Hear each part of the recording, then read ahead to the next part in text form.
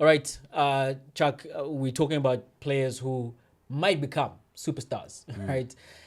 And a player who has he been like is he a has been I now, think which is he has maybe been a the things superstar. that are floating around, is a superstar, Mo Salah, right? And we were speaking about Mo Salah last year when he was coming out talking about this is his last season, performing out of his mind. This is his last season. He doesn't have a contract, and I was critical of that. We were critical of that. We were like trying to decipher what's up with Mo Salah. Why is he coming out talking like this, right? And every opportunity he got, he spoke about his contract situation. Then he signed the contract. This season, Liverpool, as we've seen, have had a torrid time since that great start to the season. And now Mo Salah has been dropped, and Mo Salah now has come out and has spoken to the media. Oguti has been thrown under the bus. Yeah. Somebody in the team, doesn't name who, but in the sentence prior to that, I was talking about the coach who doesn't probably like him. And then there's been reaction, right, from Liverpool legend. Yeah, no, There's I been a couldn't reaction care less from about Carragher and, Liverpool. and others, right, in terms of criticizing, coming down heavily on what Mo Salah is doing. Yeah. Chuck, in terms of Mo Salah coming out and saying that he's being thrown under the bus and he doesn't understand why he's now no longer playing, and the reaction from those Liverpool legends and others in the football sphere that Mo Salah is being selfish and is taking it too far.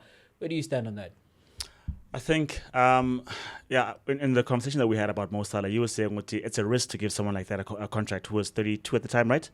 And what if he doesn't perform like he does the following season? And I said to you, Guti, well, we've seen the stars, especially if you look at Mo Salah, take care of their bodies and they've added longevity to their careers. And so I thought to myself, Guti, if Mo Salah's performing like this and he's almost single-handedly dragging them to the league title, will you not look like this next season? And so next season has come, and you're like, what's going on with Mo Salah? Put up my hand because I just want to ask you the question. I need you to confirm. Are you saying I was right, Chuck? Sort of. I hear you saying a whole lot of stuff, but are you saying I was right? I'll only answer if they'll edit this out. You're right.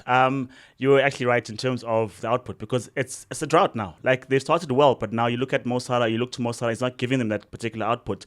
And people are saying, what is it? Not because Aksana Trent to give you that quick ball, that acres of space that you tend to run into and then you do your thing. Now you're playing a more tighter game and you're more of a facilitator, it looks like, trying to help others to score. And I look at that and I'm like, Mo Salah, I see you're complaining and maybe promises were made, like you keep saying, you were promised stuff, but based on your performances, I can't defend Mo Salah in terms of he shouldn't be on the bench. Last season, I could say, give the man the contract because he's giving you goals. He's leading you towards the league title. And if it wasn't for PSG, chances they'd go to the Champions League final as well because they looked that good, right? Because you look at if you looked at other options, Abo Cody Gakpo, Abo Luis Diaz, you couldn't necessarily rely on them to give you goals. But Mo Salah, you could bank on Mo Salah. But this season, Jay, Mo Salah Sebenzi, and I'm trying to expand this, right? Still focusing on Mo Salah. Florian Wirtz, not quite happened. You look at someone like Alexander Isak, even though they persist on playing him. If someone should be taking interviews, it's Hugo Ekitike. I come on and I score, and I'm on the bench. He should be doing interviews. But I think, Jay, a lot has gone wrong in that team, right? And you can't necessarily put it on Mo Salah. But if we look at Mo Salah himself and his performances, nah, man, it's not good enough. So for me, to be honest, now it sounds like whining and complaining because before he had numbers to back it up. And I was standing next to him and would say, let the man talk because the football is talking as well. But now the football is not sounding as loud. It's not talking as prolific as it was last season. And now it's just him saying stuff which I was made promises. I was told it's going to happen this way and that way. And look, everyone else has done their bit. Mo Salah hasn't quite. If you look at the contract situation or the guy being the talisman for Liverpool or being the legend. So for me, Jay, I think it sounds a bit more. It sounds selfish now because it's the second time he moves, and this time the numbers aren't there to back him up. The goals aren't there to back him up. The league position is not there to back him up because, like we say, winning solves everything. And so when you're not winning, we're like, how can't so wins that Mo Salah? And so he's on the bench, and for me, there's no sympathy this time. Yeah, Chuck. I think two things can be true at the same time, right? One of those truths is that Mo Salah is being selfish and self-centered. The second of those truths, I think, that particularly from the Liverpool legends and people of a particular hue, they've taken it too far. So in terms Yeah, of the first thing with Mo Salah, right? Throughout his time at Liverpool, we've seen Mo Salah when he's being subbed, he throws his toys out of the cart. Famously, in I want to say it was Klopp's last season, but one of the more recent seasons, where, remember on the touchline, where he was having words with Klopp, where he had to be separated from Klopp by Nunes, who was coming on at the same time. And I was thinking to myself, you don't ever see that from other players. And I'm seeing that from Mo Salah, and it's not completely out of left field. Like, this is not behavior I expect from Mo Salah. And then you consider the fact that Sadio Mane has previously had issues with Mo Salah, and and the issues were on the field in terms of, you play for yourself. When you've got an opportunity to pass to play me in, whereas that is the correct play in that moment, you don't do it. And Mo Salah can retort and say that that's part of the reason why he's got the numbers. And the thing is, Chuck, the guys who do deliver those astronomical goals, right, and the guys who become absolute superstars, you need to have a tinge of selfishness. Like, we were talking about the Mbappe goal in the most recent game, where he goes past two players, where Vini's right there, you can play him in, but he doesn't, and he scores a worldie, and you need to have some of that in you, and it's trying to find the balance, I suppose. But famously, as I'm saying, like, Sadio Mane did feel that there's a line where Salah continues to went beyond it, where he's not thinking about the team, he's thinking about himself. And this was once again showcased when he was talking about his contract, because we never ever hear from Mo Salah.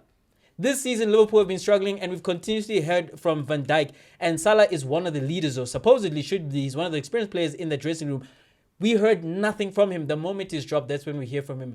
You got to take a step back and say, yeah, true, man, you're not thinking about team. You are consistently thinking about yourself, right? So I do think he's in the wrong for coming out and speaking the way that he has, because, yeah, he centered everything on himself when he was playing and not playing well, and the team was not playing well. He wasn't coming out talking about the team and himself, but now he is, and that does leave like a bad taste in your mouth.